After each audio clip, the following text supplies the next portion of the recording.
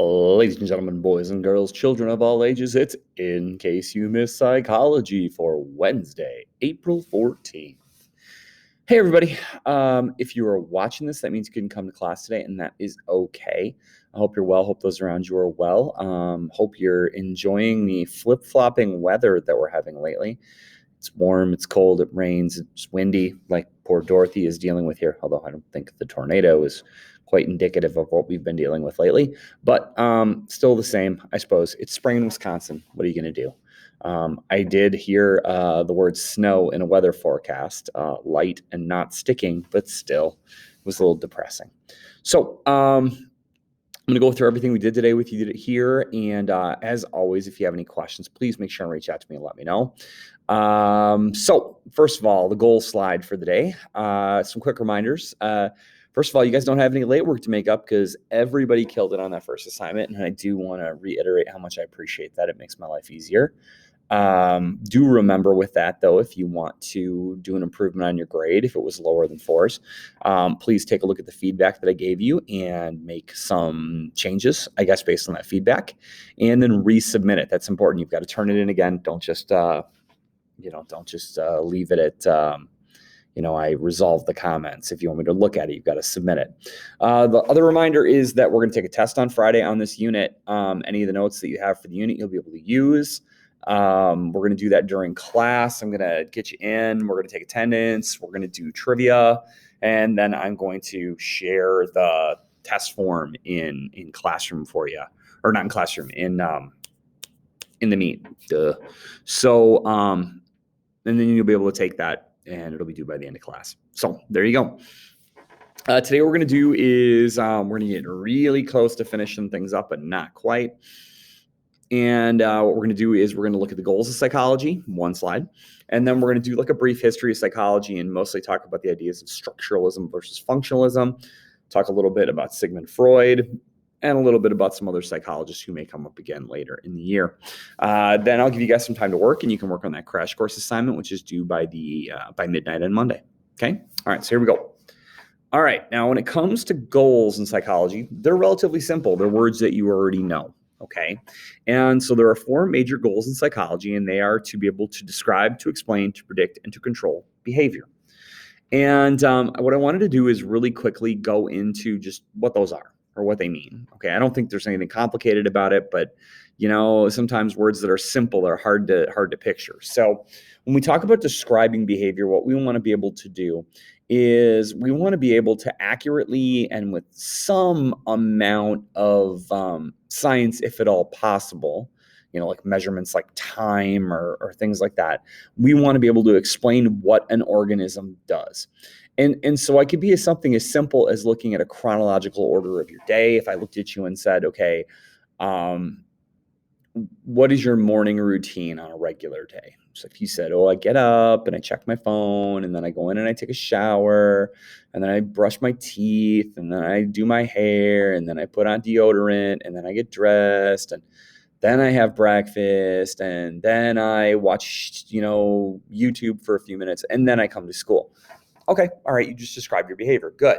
All right. Now, the useful part of that is it allows us to, fill in gaps. So if you go, my morning was just off, and if we've listened to you describe your behavior enough, we might know that, you skipped breakfast, or, you didn't have time to take a shower this morning, or whatever. Okay. But describing behavior is important. Now, when we do this, we try to do this without too much judgment. We're not trying to say, it's weird that you brush your teeth before you ate your breakfast, or, I shower at night. We're just describing the behavior as we see it and as it is.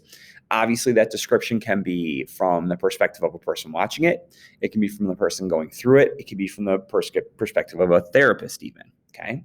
Then we want to explain behavior. Now, explaining behavior is hard because this is the why, okay?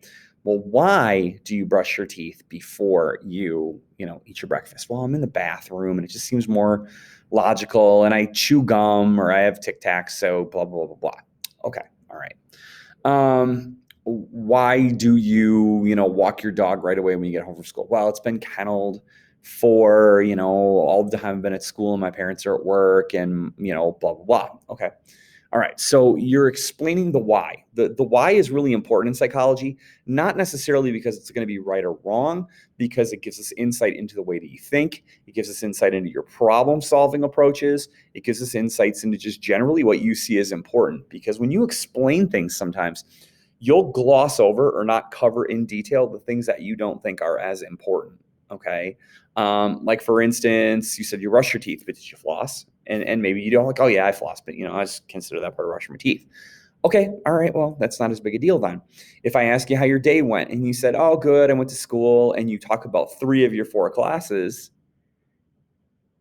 I can make an explanation that maybe that's because you either don't like your class or you didn't do anything that day. Now, I might not necessarily always be right, okay? The third thing psychologists want to do is they want to be able to predict behavior. Okay, they want to be able to predict what might happen next. They want to be able to predict the reasons for it. So we're kind of looking at the future version of to describe and to explain. And so someone who looks at me and tries to predict what I might be doing this summer would be like, oh, Seep likes to be outside, so he's probably going to do a bunch of yard work. Seep likes to run, so he's probably going to do some running. He likes to go hiking, kayaking. He likes to do races, so hopefully there'll be races this summer. But you don't know. If I looked at you and I said, how are your grades going to be next year? I know not all of you guys are, some of you guys are graduating and you're not 100% sure what you're doing, but you can probably pretty accurately predict based on the classes that you've chosen for next year and, your past performance, how you might do in your classes. And last but not least, we want to be able to control behavior. Now, I'm not taking it as far as like mind control, like you are my zombie slave and you're going to do my dishes for me. I'm talking about like we want to try to minimize or eliminate behaviors that we don't like, okay? And we want to try to promote behaviors that we do. So things like when you were little and you did well on something, maybe your class got a party or you got stickers, or I think Mrs. Hanson used to give like jerky to certain people when they got math problems right or something weird like that. Okay. I think Eggers throws candy at kids when they get math problems right in class. All right. Always catch the candy. Okay. You might give your puppy a treat for going potty outside, or hell, I'll even give you this one. When I was a little kid, boys are traditionally really hard to potty train. Okay. Really hard to potty train. So when I was little, I was the traditional boy. I was like, no, I'm good. I'll just pee in this diaper. You'll change it, whatever. You'll clean me up. But then they figured out that the thing that I liked when I was little was Hot Wheels cars. And so in the beginning, when I went potty on the toilet like I was supposed to, I got a Hot Wheels car. And as I got a little bit better at it, it was a Hot Wheels car. If I made it through the whole day without an accident, then it was a whole week, and then it was a month. And then eventually I didn't have to get rewarded for going to the bathroom, because peeing your pants is, well, according to Billy Madison, peeing your pants is cool. But if you've never seen Billy Madison, you have no idea what I'm talking about. At the same time, we want to get rid of negative behaviors. If the teacher doesn't want you to have their phone in class, they'll take it away if they see it. If your boss doesn't like that you're late, maybe he doesn't schedule you in the next week. If you're not doing well in a class, you have to repeat it. So we try to control behavior. So I don't think anything there is shocking, but I just wanted to give you like a little description of each one. All right, last thing for today is a brief history of psychology. Now, as we said, oh, I breathed in and out at the same time. That was painful. Ow. Ever do that? That was terrible. I don't know how I did that. Oh, God. Whew, almost died. It's on film. Anyway, psychology's old. People have been trying to figure out people since there were people. Okay. But the actual science of psychology is not that old. Sure, the Greeks and the Romans studied it. They came up with lots of ideas as to why people act the way that they do. They tried cutting holes in people's heads that acted weird, thinking they had been possessed by demons. Turns out you're probably going to die. They put blood in cups and it separates out into the white blood cells and the plasma and the red blood cells. And they tried to guess a person's personality based on how much of each there was. Okay. But modern day psychology, as we know it, really starts in 1879 with a guy named Wilhelm Wundt. Wilhelm Wundt, W's, make these sounds. I don't know. I don't understand other languages. I'm an idiot. I wish I spoke more than the one that I do. And I barely speak this one well. Okay. Wundt gets credit for being the father of psychology because he opens the first scientific testing lab that studied human behavior. He developed a school of thought called structuralism, where he thought that the structures in your mind played a role in certain kinds of behavior. And on that, he was right, but he had no way of proving it.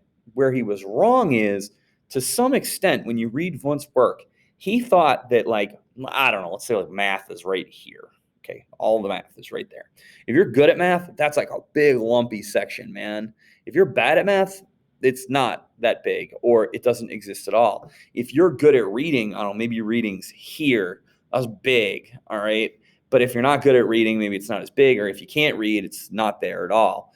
And so the problem with this is, if you have someone that's universally smart, they have like a dome head, all right, because they have to have all this big brain. No, big brain, got a big brain. Okay. But the thing about Wundt that was interesting is he did hit on the part that certain parts of the brain do certain things, but he was also one of the first people to start asking and recording how people felt about things. Like, what Wundt did is this thing where he asked you to do this thing called introspection, where you looked inside yourself and describe what was there. So you're gonna look at this and you're gonna explain it. It's a smart water bottle. It's got some blue. It's clear. It's about a little over halfway full. It's a 50-ounce bottle, so I probably got about 30 ounces in here. You're going to taste it and be like, oh, that's water, not much there, maybe a little metal, like school water, so who knows. You're going to smell it. I don't think you're going to smell much. I mean, maybe depending on your water or whatever. You're going to touch it. It's kind of cool, but it's not cold, plasticky, it's flexible, all right? And you're basically going to use your 5 senses to explain things. And so he asked people to do things like mask, apple, pen, keys, how do they sound, and he wrote all this stuff down, but then he tried to make sense out of it. And that's where his introspection thing fell apart, because how do you classify 3 million different descriptions for an apple?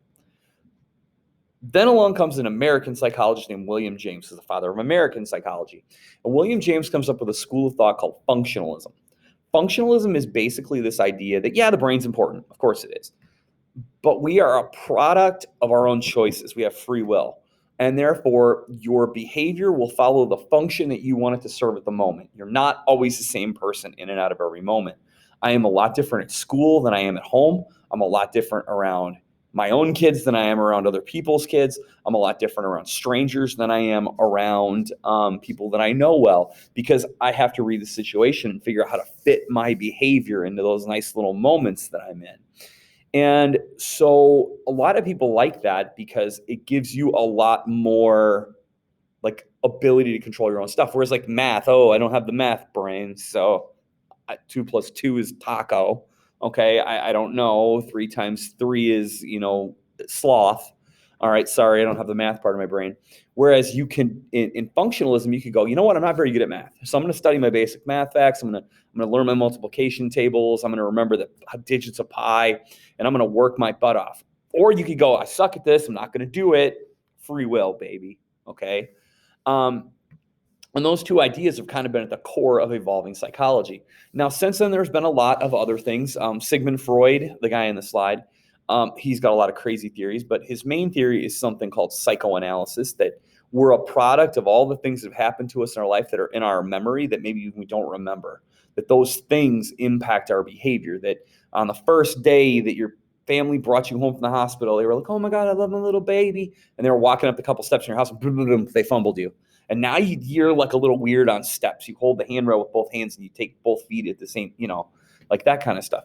But you don't know why. You just feel weird about it. All right. You get weird feelings around certain people because in your head somewhere, you have a memory of someone like that you didn't like. Well, every time there's a theory, there's a counter theory. So along come these people called behaviorists that go, that's great and everything, but we believe that you're a product of the things that you learn and you remember. Okay. So like as a teacher, I remember things that went well and I repeat those things. And I remember lessons that blew up and I don't repeat those things, or I change them for the better. Now, obviously, psychology with the advent of better technology has gotten really good or better because we can do MRIs of the brain. We can do studies like what happens in the brain when someone eats a strawberry, what happens in the brain when someone does math, what happens when someone does math while walking on a treadmill. And we can check all this stuff. And we know, not perfectly, but we know what a lot of this activity looks like. Now, fixing it is the hard part when something goes wrong. Okay. Now, tomorrow, what we're going to do is we're going to wrap up the unit by looking at like the approaches or the problem solving methods in psych. I'm going to do you a favor tomorrow. I'm going to take some screenshots of those slides and I'm going to pre-post them before class. All right. Have a great night. If you have any questions, please reach out and ask. See you guys soon.